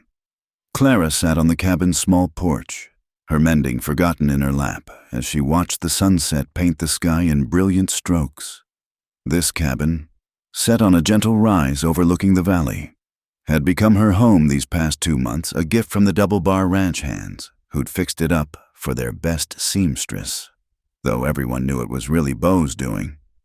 The sound of hoofbeats drew her attention, and she smiled as Bo appeared on the trail, sitting easy in the saddle despite the long day's work. He'd been courting her properly for 3 months now, and still her heart lifted at the sight of him. "Evening," he called, dismounting with the fluid grace of a man born to the saddle. "Brought you something." He produced a small bouquet of wildflowers, slightly crushed from the ride, but beautiful nonetheless. Clara accepted them with a soft laugh. "You know Martha will say you're spoiling me." "Let her." Bo settled on the step beside her chair, his shoulder brushing her knee. "Man's got a right to bring his girl flowers." His girl. The word still sent warmth through her chest. "How was the branding?" "Hot, dusty, and loud. Same as always."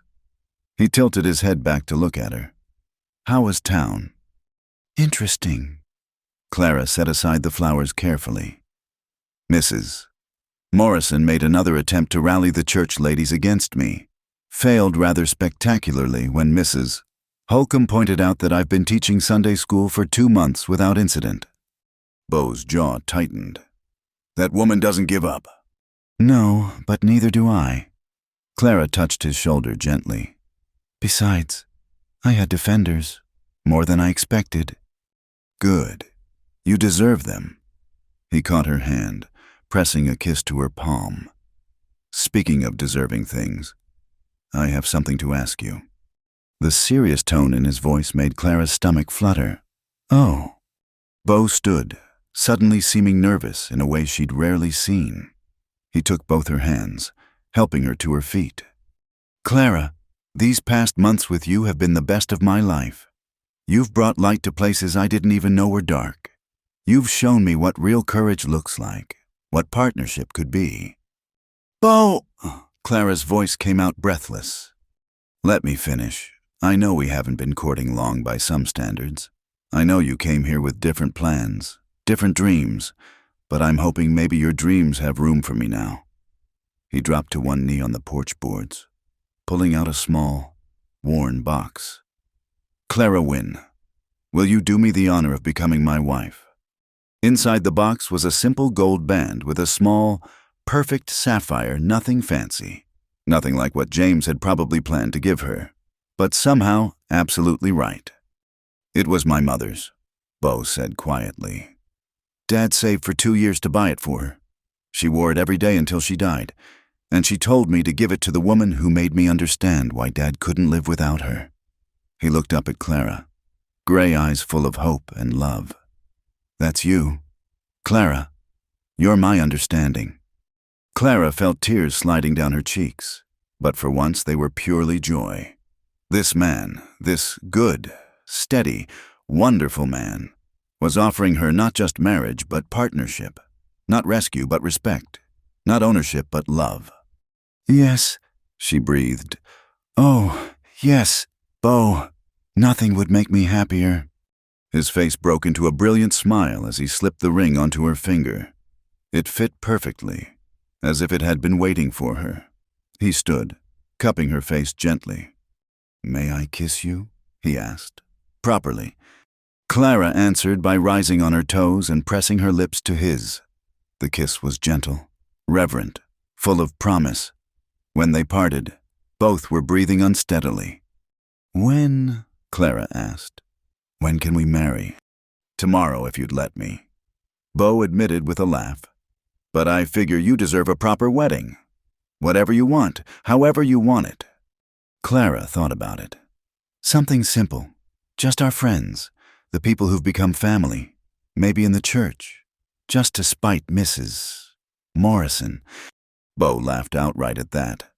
"I do love your spirit. Clara Wynne, soon to be Callahan."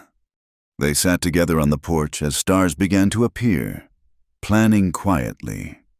A September wedding, they decided. When the worst of the summer heat had passed, but before winter set in. Dean would make the cake, of course. Martha would help with Clara's dress. "Where will we live?" Clara asked. "Your cabin at the ranch. If you're willing. It's not fancy, but it's solid. Built it myself, thinking someday." He trailed off, seeming embarrassed. "Thinking what?" "Thinking someday I'd find a wife who could make it a home. Someone who'd want to build a life out there, away from town gossip and close to the sky." "It sounds perfect," Clara said honestly. "I've had enough of caring what towns think of me." They sat in comfortable silence for a while. Clara's head on Bo's shoulder, his arm around her waist. Then she remembered something that made her sit up. "Oh, I nearly forgot. I have news too. The school board approached me today." "About?" "They want me to be the new school teacher, starting in the fall.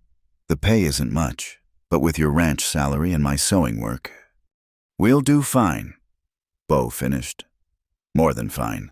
Clara, that's wonderful. The children adore you. You don't mind having a wife who works?" Bo looked at her in genuine surprise. "Mind, I'm proud. Those children deserve a teacher who cares about them, who sees their potential, just like someone saw yours." Clara kissed him again, quick and sweet. "How did I get so lucky?" "Not luck," Bo said firmly. "You got on a train in a blizzard, survived being abandoned, worked hard, and didn't let the bitter ones break you. You earned every bit of happiness coming your way." A coyote howled in the distance, and Clara shivered slightly. Without hesitation, Bo stood and retrieved a blanket from inside, wrapping it around her shoulders. Better? Perfect. Clara caught his hand before he could sit again. Bo, that first night, when you found me by the warehouse, did you know then? He considered the question seriously. Know that I'd marry you, no. But I knew you were different. Special. The way you held onto that handkerchief like it was precious. The way you thanked me even though you were half frozen. I knew I wanted to know your story. And now you do. Now I do, and I want to know all the chapters still to come. They stayed on the porch until full dark, planning their future with the easy conversation of two people who'd found their match. When Bo finally rose to leave propriety still mattering, engagement or not, Clara felt the rightness of it all settle into her bones. I'll see you tomorrow, she asked. And every day after? He promised. Though I might be late got to spread the news at the ranch, the boys have been taking bets on when I'd finally propose. More betting, Clara laughed. Is nothing private in this town? Not much, Bo admitted. But in this case, I don't mind. Let everyone know that Clara Wynne chose me. I want to shout it from the mountains. After he left, Clara stood on her porch a moment longer, looking at the ring on her finger. It caught the moonlight, modest but real, like the life they'd build together. She thought of that terrified girl shivering in the snow, certain her life was over. How could she have known that Samuel Morrison's betrayal would lead her here, that illness and gossip and struggle would forge her into someone strong enough to accept real love when it was offered? Inside the cabin, Clara lit her lamp and pulled out paper to write to Mrs. Dean with the news. Tomorrow. The whole town would know. Some would celebrate with her. Others would find fresh reason to criticize. But none of that mattered anymore. She was Clara Wynne, soon to be Clara Callahan, teacher, seamstress, survivor, and beloved. She'd traveled far to find home, only to discover it wasn't a place, but a person. A quiet cowboy with gray eyes who'd seen her shivering and offered warmth without conditions. As she wrote, Clara found herself humming something she hadn't done since her mother died. The melody was simple, half remembered from childhood, but it felt right in the lamplit quiet of her little cabin. Outside, stars wheeled overhead, constant as promises, and somewhere in the valley, a man rode home with joy in his heart, planning the life they'd build together under that vast sky. The girl who'd arrived in winter had found her spring at last, and with it, the promise of all the seasons to come, shared with someone who knew that broken things, properly mended, were often stronger than those that had never been tested at all. Clara smiled, sealed her letter, and prepared for bed. Tomorrow would bring its own challenges and gossip and joy. But tonight, she was simply a woman in love, wearing his mother's ring, no longer shivering and no longer alone. It was, she thought as she blew out the lamp, more than enough. It was everything. Thank you so much for listening to this story. I'd love to know where you're listening from. Please share in the comments below so we can connect and discuss your thoughts about Clara and Bo's journey. If you enjoyed this tale, please subscribe to Wild West Stories 1850 like this video. And don't forget to hit the hype button to help more people discover this story. Your support means everything